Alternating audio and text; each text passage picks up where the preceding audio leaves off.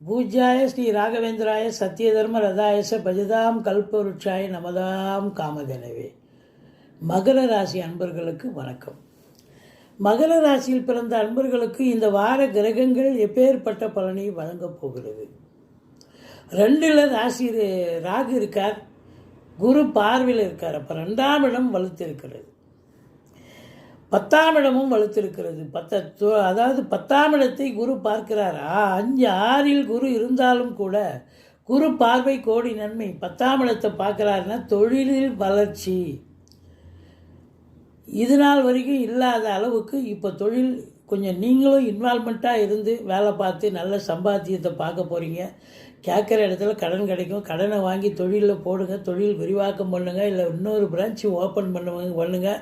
காற்றுள்ள போதே தூட்டிக்கொள்னு தெரியாமலாம் பெரியவங்க சொல்லியிருக்காங்க. நேரம் நல்லா இருக்குது, தொழில் வளர்ச்சி இருக்குதுன்னு சொன்னால் நீங்கள் நம்பி கடன் வாங்கி தொழிலில் போட்டிங்கன்னா தொழில் கண்டிப்பாக வளர்ச்சி அடைஞ்சு நல்ல லாபத்தை பெற்றுத்தரும்.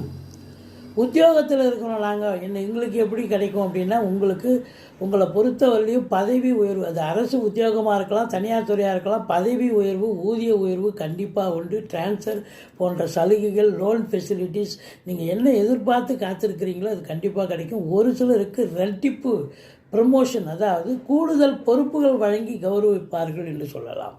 மற்றபடி உங்களுக்கு நீதித்துறை 10 குடைவன் சுக்கிரனாக இருந்த 6ல் இருந்தாலும் குறைவொன்றும் இல்லை.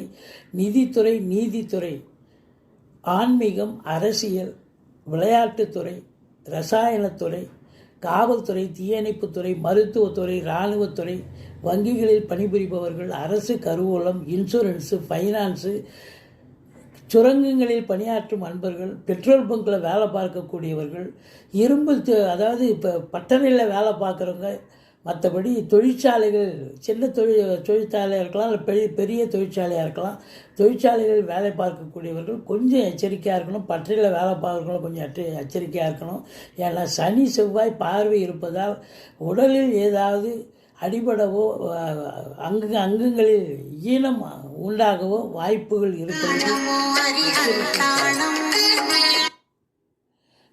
மற்றபடி உங்களுக்கு பார்த்தீங்கன்னா இந்த வாரம் சிறப்பாகவே இருக்குது. சாதிக்கக்கூடிய ஒரு நேரம் என்று சொன்னால் மிகையாக